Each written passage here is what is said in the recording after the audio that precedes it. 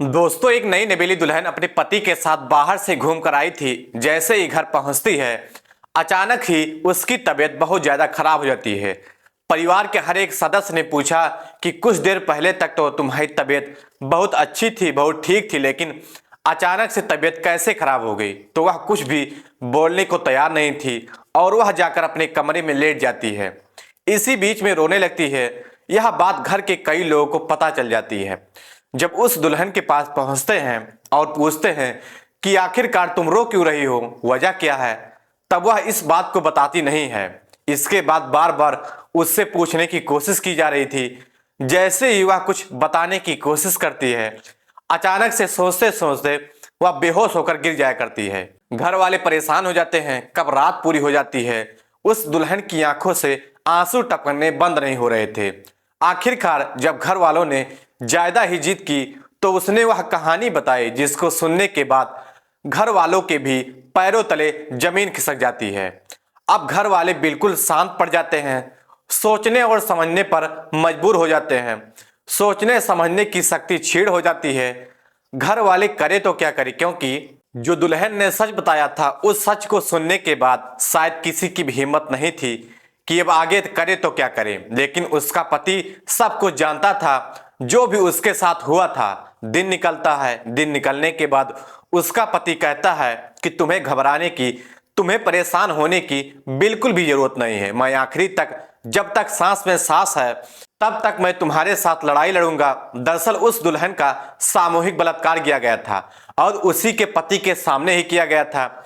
उस वक्त तो किसी तरकीब से पति और पत्नी घर पहुंच जाते हैं, लेकिन जब उस घटना को, उस कृत्य को याद कर रहे थे, तब तक उन्हें सामने एकदम सिहरन सी पैदा हो जाती है। घबराने लगते हैं। ऐसा लगता था जैसे कि सब कुछ उनके सामने ही हो रहा है। उसके बाद उसका पति उसको थाने लेकर जाता है और वह लड़ाई लड़ने की कोशिश करता है। जब यह बात सोशल मीडिया के सामने आती है, जब यह बात राजनीति में आती है, जब यह बात अखबार टेलीविजन के माध्यम से लोगों तक पहुंचती है, तो लोग सड़कों पर उतर आते हैं। उत्तर प्रदेश की संभवतः यह अब तक फिलहाल एक सबसे चर्चित घटनाओं में से एक घटना है और जिसने भी इस घटना के बारे में सुना, सभी लोगों ने या तो अपराधियों को गुस्से से यह कहा कि इन्हें फांसी के फंदे पर चढ़ा दिया जाए, या फिर उन्होंने यह कहा कि ऐसा पति हर किसी महिला को मिलना चाहिए, जिसने इतनी बड़ी बात होने के बाद भी अपनी पत्नी का ही साथ दिया। तो दोस्तों, गुड मॉर्निंग, नमस्कार, सत श्री अकाल। एक बार फिर से आप तमाम लोगों का स्वागत है स्टोरी बाय क्राइम 100 के इस एपिसोड में। उम्मीद है पूरी फैमिली अच्छी होगी, अपना और अपनों का ख्याल रख रही होगी।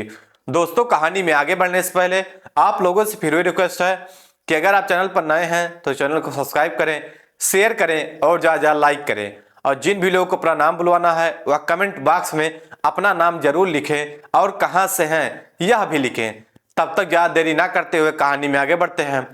तो दोस्तों, आज की जो सच्ची घटना मैं आपको सुनाने जा रहा हूँ, यह सच्ची घटना मध्य प्रदेश का एक जिला लगता है रीवा, और इसी रीवा का ही एक थाना लगता है।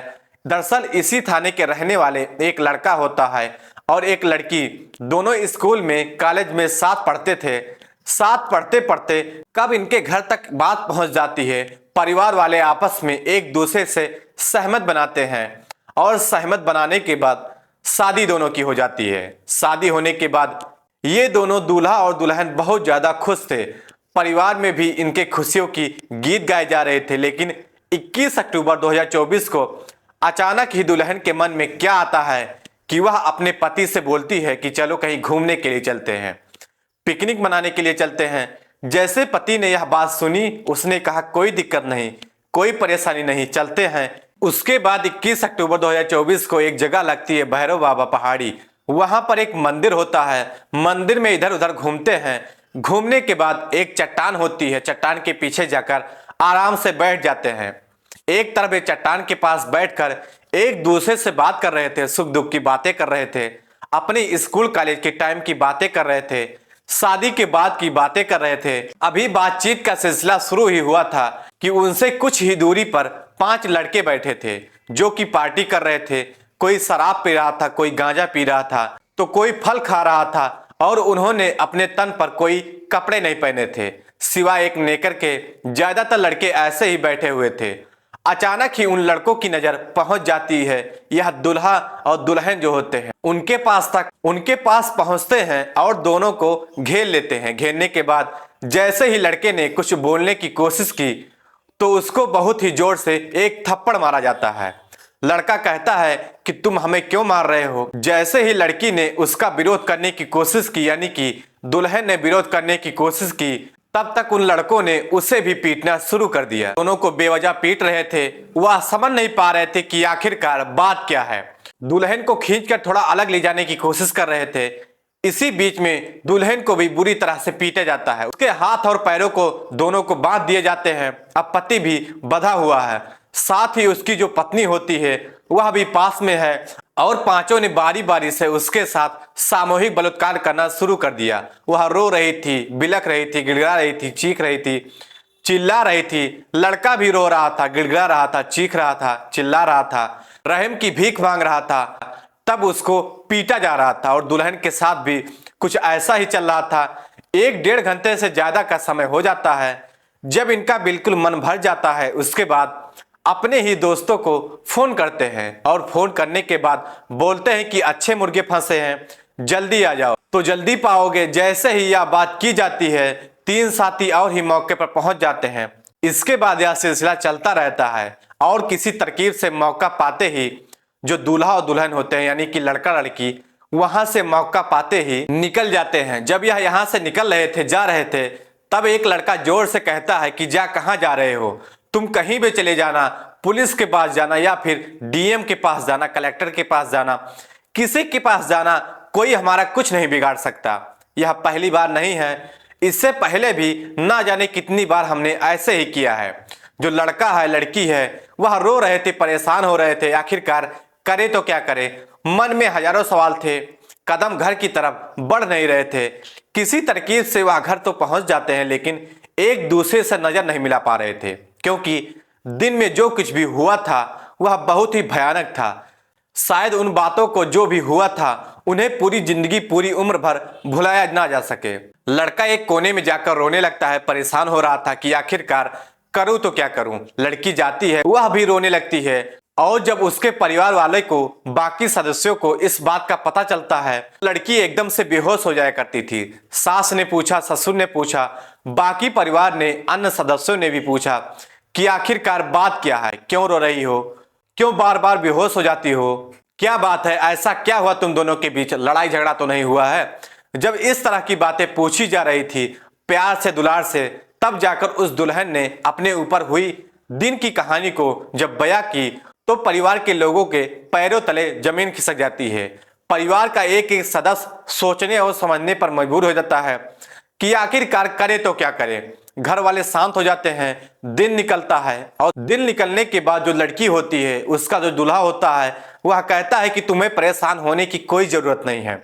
7 जन्मों तक साथ जीने का, मरने की कस्में खाई थी, उसको पूरा ही करना है और जो भी कुछ हुआ है तुम्हें इस बात से घबराने की बिल्कुल भी जरूरत नहीं है। जब तक आखिरी सांस है तब तक तुम्हारी लड़ाई लड़ी जाएगी।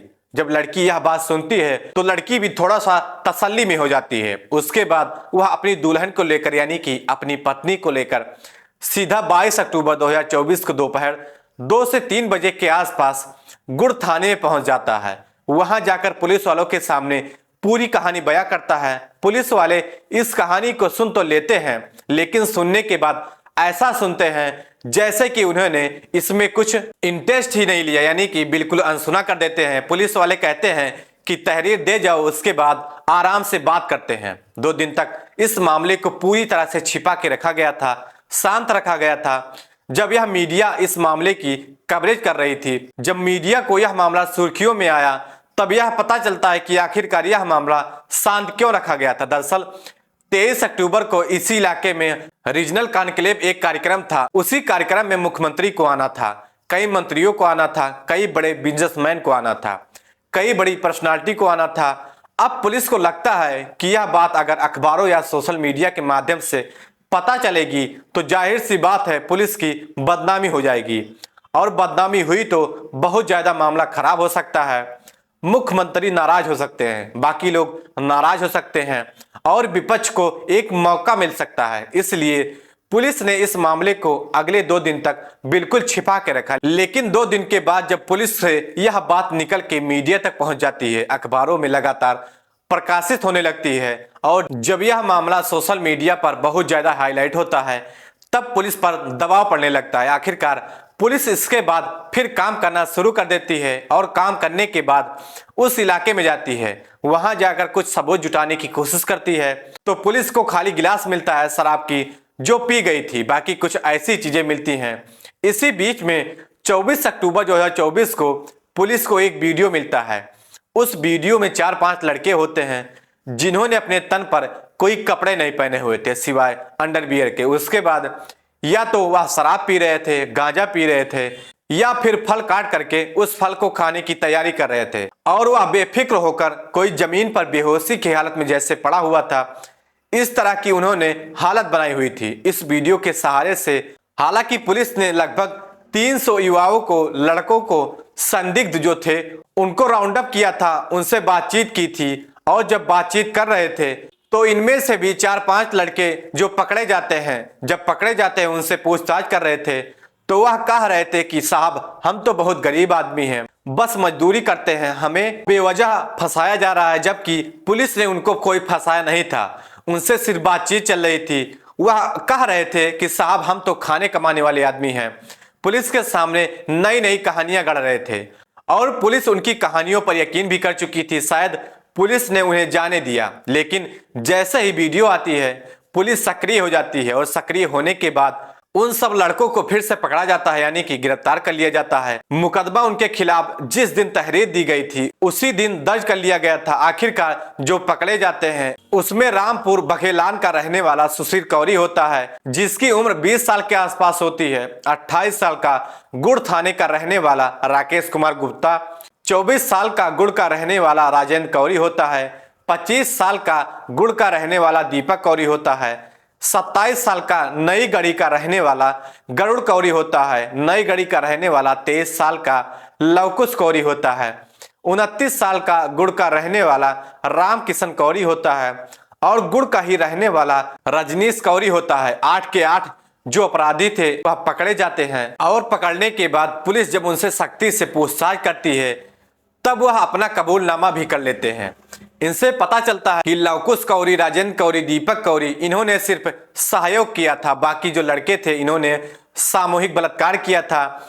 और जब इनसे पूछताछ की जाती है सख्ती से तो बताया जाता है कि वहां पर आने वाले प्रेमी जोड़े जो होते हैं उनके साथ आए दिन इस तरह से छेड़छाड़ करना, उनके साथ बदतमीजी करना, इन सब के पेशे बन चुके थे। ये किसी के साथ भी कुछ भी करते थे और ये बाकी लोगों को धमकी दिया करते थे कि तुम जाओ, किसी से भी कह सकते हो, कलेक्टर्स के पास जाना, एसएसपी के पास जाना, हमारा कोई भी कुछ नहीं बिगाड़ सकता। और शायद वह लोग भी शर्म की वजह से कभी किसी से कुछ कह नहीं पाते हैं। मीडिया के माध्यम से लोगों को अपील की जाती है, यदि किसी के साथ भूतकाल में इस तरह की कोई घटना हुई है तो वह पुलिस से संपर्क करे, अपनी आके कहानी बताए, उसका नाम भी छिपा के रखा जाएगा और ऐसे अपराधियों को कम से कम समय में कड़ी से कड़ी सजा मिल सके और बड़ी से बड़ी कार्रवाई हो सकती है। क्योंकि जब ये घटना सोशल मीडिया पर वायरल होती है तो बड़ी संख्या में लोग सड़कों पर उतर आते हैं और पूरे प्रदेश भर में इस बात को लेकर बड़ा गुस्सा फैलने लगता है, उबाल फैलने लगता है। कई लोग कई तरह की बातें करते हैं, कहते हैं कि इन्हें फांसी की सजा होनी चाहिए, तो कुछ लोग कहने लगते हैं कि उस पति को सैल्यूट, बार बार सैल्यूट, जिसने इतनी बड़ी घटना होने के बावजूद भी अपनी ही पत्नी का साथ दिया और कहा कि जब तक जिएंगे तब तक साथ रहेंगे, चाहे कुछ भी हो जाए। इस घटना के बाद रीवा के आईजी महेंद्र सिंह सिकरवार वह कहते हैं कि 15 से 20 दिन के अंदर इसे चालान पेश कर दिया जाए कोर्ट के अंदर और मामले को फास्ट ट्रैक कोर्ट में चलाया जाएगा, ताकि कम से कम समय में इन अपराधियों को सजा दी जाए और समाज में एक खबर पेश हो सके कि बुरे काम करने वाले को किसी भी कीमत पे बख्शा नहीं जाएगा, बुरे काम वाले के साथ बुरा ही नतीजा होगा। तो दोस्तों, इस पूरी घटना को सुनाने का उद्देश्य किसी को परेशान करना नहीं था, किसी का दिल दुखाना नहीं था, बल्कि आप लोगों को जागरूक करना था, आप लोगों को सचेत करना था। तो दोस्तों, कहानी कैसी लगी कमेंट बॉक्स में जरूर बताएं। अगर चैनल पर नए हैं तो चैनल को सब्सक्राइब करें, शेयर करें और ज़्यादा लाइक करें, ताकि हमें भी मोटिवेशन मिलता रहे तब तक के लिए जय हिंद, जय भारत।